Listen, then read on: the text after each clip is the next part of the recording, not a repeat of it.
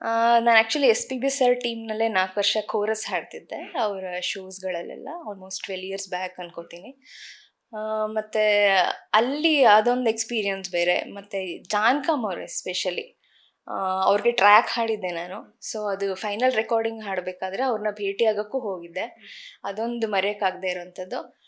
ಅವರಂತೂ ನಾನು ಏನೂ ಕಲ್ತಿಲ್ಲ, ನಾನು ಹಾಗೆ ಹಾಡ್ತೀನಿ ಅಂತಾರೆ. ಅಷ್ಟು ಅದು ಹೆಂಗೆ ಹಾಡ್ತಾರೆ ಗೊತ್ತಿಲ್ಲ ನನಗೆ. ಬಟ್ ಅದಾದ ನಂತರ ಒಂದು ಸ್ಟೇಜ್ನಲ್ಲಿ ನಾನು ಪರ್ಫಾರ್ಮ್ ಮಾಡಬೇಕಾಗಿತ್ತು. ಓನ್ಲಿ ಎಸ್ ಜಾನಕಮ್ಮ ಅವ್ರ ಸಾಂಗ್ಸು. ಆಲ್ಮೋಸ್ಟ್ 1 ತಿಂಗಳಿಂದ ನಿದ್ದೆ ಮಾಡಿರಲಿಲ್ಲ. ಹಿಂದಿನ ದಿನ ಅಂತೂ ನಿದ್ದೆನೇ ಬಂದಿಲ್ಲ.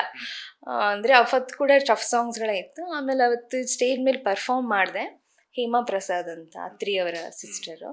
ಸೊ ಅವ್ರೊಂದು ಕಾರ್ಯಕ್ರಮದಲ್ಲಿ ಪರ್ಫಾರ್ಮ್ ಮಾಡಿದೆ. ಜಾನಕಮ್ಮ ಅವ್ರು ಕೆಳಗಡೆನೇ ಕೂತಿದ್ರು. ಅದಾದ ನಂತರ ಗೆಸ್ಟ್ ಫಂಕ್ಷನ್ ಇದ್ದಾಗ ಜಾನಕಮ್ಮ ಅವ್ರು ಸಡನ್ನಾಗಿ ನನ್ನ ಕರೆದ್ರು, ಇಲ್ಲಿ ಬಾ ಅಂತ. ಆಮೇಲೆ ನೋಡಿದ್ರೆ ಜಾನಕಮ್ಮ ಅವ್ರು ನನ್ನ ಬಗ್ಗೆ ಮಾತಾಡ್ತಿದ್ದಾರೆ. ಮಾತಾಡಿ ನನಗೆ 1000 ರೂಪೀಸ್ ನೋಟ್ ಕೊಟ್ಟಿದ್ರು.